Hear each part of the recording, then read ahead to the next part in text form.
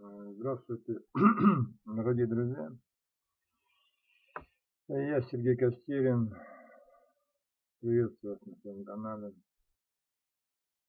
Вы знаете, я как-то давно уже собираюсь ролик там про исцеление сделать. Ну, вот тут мне недавно СМС-ку там прислали, там, христиане, значит, там устроили марафон такой, самый там молитвенный, значит, там вот они цепочку из молитв, молиться Богу, значит, за болеющих раком. Ну, я помолился Богу, с Богом на эту тему переговорил. И, короче, я хочу немножечко эту тему осветить про болезни. Вы знаете, у Бога много инструментов, которыми Он нас правит и выправляет наши пути. И болезнь – это один из тех очень серьезных, таких важных скальпелей, которым Бог скрывает наши внутренности. Дело все в том, что, видите, мы же ведь преследуем только свои цели. Там, наши цели, уже говорю, это бизнес, это деньги, там, это нормально, благополучно жить, там, прожить жизнь, там, в довольстве, там, в достатке. Это наша цель. Но у Бога другие цели. И Богу же надо как-то вот нас оторвать от наших этих дел-то и обратить внимание на себя. Вот. И одно из средств, которым Бог пользуется, это болезни. Они от Бога. И они придуманы именно Богом здесь на земле. Ангелы на небесах, они, у них нет насморков, у них инфарктов нет, инсультов нет, они не болеют. Болеют только люди на земле. Болезнь это есть предвестник, в принципе, смерти. В конечном счете все и умрем от какой-то болезни. Вот. Но Господь использует болезнь для того, чтобы вас всех нас вывести на разговор, отвлечь, вырвать нас от наших повседневных дел, которыми с упоением занимаемся, сказать, ребята, остановитесь, жить живете, но пора уже и делом заниматься, давайте поговорим. И вот Христос, он, значит, использует болезнь. И как сейчас человек с этими болезнями не сражается, там, но все равно вдруг находятся новые и новые болезни, там, с которыми человек постоянно борется. Но вы должны понять, что рак, я вообще его называю, это проклятие неверия. Я так его называю. То есть это неверие в Бога. То есть человек, который отвергает, вот все, кто отвергает Бога, там, мы там христиане подходим, там вам говорим, там проповедуем вам, что надо идти к Господу. А говорит, да, типа, ребята, надоели там со своим Христом, то вы уже кандидаты, там Бог галочку поставил, и в какой-то момент вас что-то поражает. Там, у кого инсульт, у кого инфаркт, там, у кого там опухоль мозга, кому-то там, положим, Бог дает рак, да? Это от Бога. И, к сожалению, вот, понимаете, мы, конечно, какие-то там безумные, даже христиане там заболели, они просто тупо начинают Бога пробивать молитвами. Бог у нас он плохо слышит, плохо видит, плохо понимает, ему долбить туда в небеса, и люди там марафоны организовывают, там начинают там усиленно молиться, биться в небеса, там со страшной силой, Господь там, ты исцели, исцели, исцели. Но это не совсем верная позиция, ребятки. Правильная позиция – это поговорить с Господом. Когда я заболеваю, я не говорю Богу, исцели. Я говорю, Господи, что случилось? Что я не так делаю? Потому что болезнь – это что-то не так. Это в организме что-то не так. Там, нарушение какого-то органа. Вот. Это, как правило, это духовное не так. Если человек неверующий, я сразу скажу, ребята, молиться за исцеление я даже не буду. Ну, это бессмысленно. Сначала покаяние. А уже вот потом, когда человек уже раскаялся перед Господом, когда уже человек пошел за Господом, там, принял там водное крещение, там уже исповедовался, там все, что надо сделать, вот тогда уже, да, тогда уже можно уже ставить перед Всевышним нужду, вот, все равно человек уже покаялся, ты добился своей цели, уже душа раскаялась, тогда уже можно ставить нужду об исцелении. Поэтому я сейчас ко всем, кто сейчас болеет, там, любой болезни, без разницы, там, я не буду их перечислять, ну, в данном случае, там, о раке, если только что рак, какая бы ни была, там, четвертая стадия или какая, ребята, в первую очередь покаяние. Все начинается с покаяния. Вот. Если вы уже верующие, если вы покаялись и вдруг заболели, то это уже что-то надо уже смотреть духовное состояние перед Богом. Что-то не туда порулили, что-то там уже не то делать начали, уже Бог говорит, ну, вдруг я тебя уже и так, это никак. То есть бывает, понимаете, там Бог поводит людей, там все подходит и ну, что-то говорит. Надо внимательно слушать. Вы понимаете, вот я когда стал верующим, мне Бог говорил, всегда будь внимателен ко всем. Я говорить тебе могу через любого человека, там неверующий, там пьяница под забором валяться будет, и через него я тебе такие вещи скажу. Вот. Но у Бога весь мир в его руках. На самом деле, каждый из нас имеет дело, в принципе, только с Богом. Никто не может ничего сделать нам. Понимаете? Потому что нас волосы защитны. Не заболеть мы так просто тоже не можем, понимаете? Потому что Господь нас хранит ладони своей. А если я заболел, то тогда, значит, Бог меня вызвал на аудиенцию, надо, значит, с Богом беседовать. Вот. Классический пример. Я обычно не привожу примеры там со стороны, там, что с людьми было, я обычно из своей жизни рассказываю. Но в данном случае я хочу рассказать, что был случай, когда пастырь пошел на обследование и выяснилось, что у него последняя стадия рака, неоперабельная. Пастырь, верующий, Божий человек, да. И он пришел домой, зашел в свою комнату, закрылся на ключ. И он не выходил оттуда неделю. Через неделю он вышел полностью здоровым человеком. Я считаю, вот это классика. Вот так надо общаться с Господом. Понимаете? Вот так. Мы бедные начинаем там срочно колоть уколы, там химию, там операции, все такое. А человек просто зашел в свою комнату, в келью свою, как говорится, и нашел Бога. Контакт, вышел на контакт с Богом и порешал все вопросы. А что он делал? Понятно, он каялся, он просил Бога прощения, он исправлял свои пути.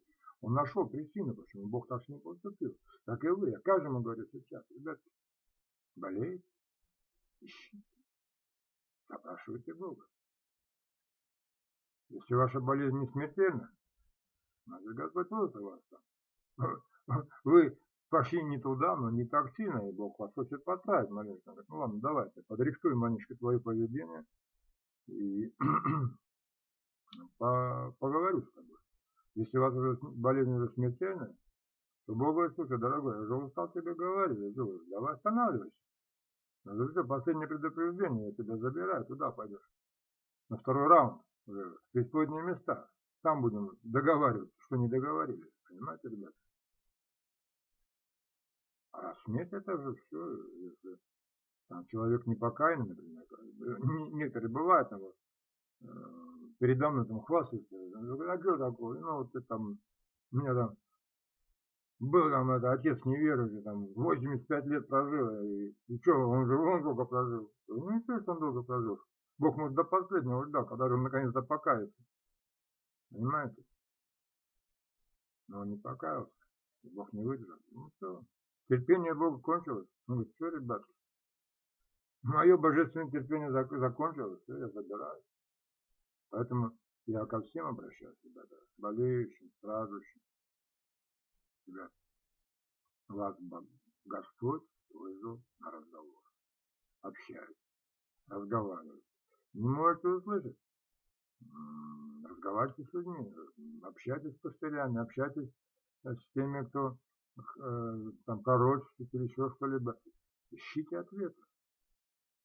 Бог обязательно ответит. Через слово ответит или еще через что-то. Но ответит. Ищите, ищите и исцеляйте.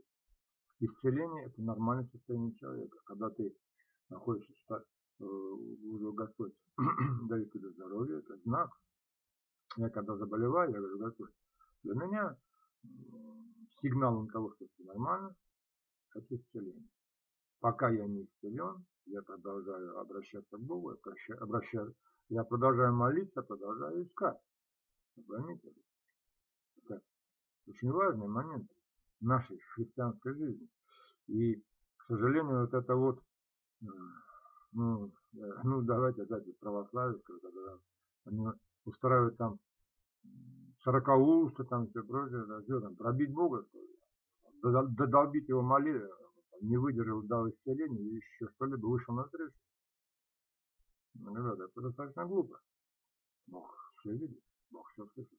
Он все понимает, все делает. Понимаете? Поэтому сегодня вся земля больна, конечно. Рак – это просто бич человечества, инфаркт, там, инсульт, и все. Это все от Бога. Вы поймите, Господь работает. Ну а как ему бедному жить? Мы же не хотим к нему обратиться по-хорошему. Никто по-хорошему к Богу не идет. От хорошей, от сытой жизни, не, мы занимаемся своими делами, бизнес у нас на первом месте, деньги зарабатываем. Я хочу сказать, ребята, исцеление в наших руках, на языке, на кончике языка нашего. Общайтесь с Господом, ищите, примиряйтесь с Богом. А кто не примирен, это первое дело, друзья, мои дорогие. Потому что Господь использует болезнь как инструмент, как скальпель, для того, чтобы остановить вас от ваших повседневных дней. Вы там мечтаете по этой земле. Делов-то много, да, надо и туда, и сюда, и вот там, и заработать надо. Наступает момент, вы говорите, стоять, и тебя в койку, лежать себя. Вот хорошо, если не в инвалидное кресло, там только в койку положил, да, а то может, можно же и угодить в инвалидное кресло можно угодить, ребята. Бог сказать, ну все, друг, стоять, давай, ложись, лежи, давай будем с тобой разговаривать, да. Страдающий по плоти, написано, перестает грешить. Ну куда там грешит, там лежит, там ногу руку поднять не может, где там грешит. Вы поймите, ребятки, мерилом нашей жизни должна быть справедливость и совесть. Ну, конечно, жить по совести. Я не знаю, есть ли такие герои веры. Это очень трудно, к сожалению. Мне иногда, наверное, любой там здравомыслящий скажет, ну а как быть тем людям, которые вот никогда не слышали о Христе, ну там родились где-то там в глухомане какой-нибудь там, в глуши там, на каких-нибудь островах, он там всю жизнь на этом острове прожил, он о Боге-то и не слышал никогда, вообще ни о каком, а его как Господь там, да? Я вам скажу, как по совести. Этот человек, эта душа идет к Богу на суд, и судим будет по делам, и мерилом его дел будет совесть, справедливость. А поступал ли ты по совести и по справедливости? Ну и я вам скажу, ребята, это и для нас так. Став верующим человеком, все, жизнь твоя прежняя закончилась, и ты должен жить по совести оставшиеся свои дни. Но если ты согрешил, ну кайся, да. Проси у Бога прощения. Я о прощении много говорю, но поймите, ребята, вот в принципе, когда совершается преступление вот в нашем мире, да,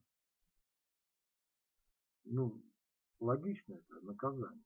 Да, это вполне, человек ограбил банк, убил инкассатора, его поймали. Естественно, тюрьма там, в некоторых странах смертная казнь, это же нормально, ребята. И у Бога так же. Все мы, восставшие на Бога, мы все пошли против Него, Мы уголовники, да, мы там все, значит, противники Бога живого. И здесь на земле, покажите мне там, много ли людей живет по совести. Да нет, мы все грешники, мы все там воры, грабители, там, насильники, там, изменщики. И все. Давайте любого там, внутрь сейчас заглянем, там, тряханем, там, каждого мужика, все изнутри. Ну, может быть, там, из миллиона, там, уже один жене не изменял. Разница, ну, там, прилетит в пушку, не знаем, что ли. Ну, христиан не трогаю, ладно, христиане уже, это народ особый, там уже, я вообще не знаю, измена это как монстр, не знаю, там, как сказал мне один брат, совершивший вот именно измену, он сказал, Серега, не я по земле ходил, а земля по мне ходила, когда я совершил. Ну, там уже Бог уже судится сам, уже со своими детьми разбирается, у него там отдельно там, разговор. Вот. Поэтому, друзья, нас у всех Христа пушку, мы все там согрешающие. И по закону нам всем наказание, понимаете, по справедливости, давайте так, по справедливости, нам всем там смерть или что там, но, понимаете, выше справедливости Бог поставил что? Я же об этом говорил только, да? Выше справедливости Бог поставил милосердие, помилование. Так вот, ребятки, помилование начинает работать только после покаяния. Вы не можете, оно на вас не может работать, если вы не покаялись перед Богом, если вы жили там, жизнь прожили, там, грешили, там, натворили делов, там, вы станете, над вами закон, все, по закону вас судить, по закону справедливости, да? А если вы раскаялись, то да уже, Иисус это как раз нам узенькую дверочку запасную открыл сейчас, мы живем под особой благодатью, да, нам Иисус на кресте открыл этот вот тайный ход, этот обходной путь спасения. Мы каемся перед Иисусом, Иисус нас прощает. Да? Мы получаем прощение, помилуем наших дел и грехов. И входим в Царствие Небесное. Но это не может только Божье. Она сейчас работает. Я каждому говорю, ребятки, воспользуйтесь. Пользуйтесь этой версией. Ходите туда. Понимаете? Я сегодня не стал так сильно много писать. Много что имею сказать, ну ладно, не буду. Я думаю, не так все понятно. Ладно, до следующего ролика. Да благословит вас всех.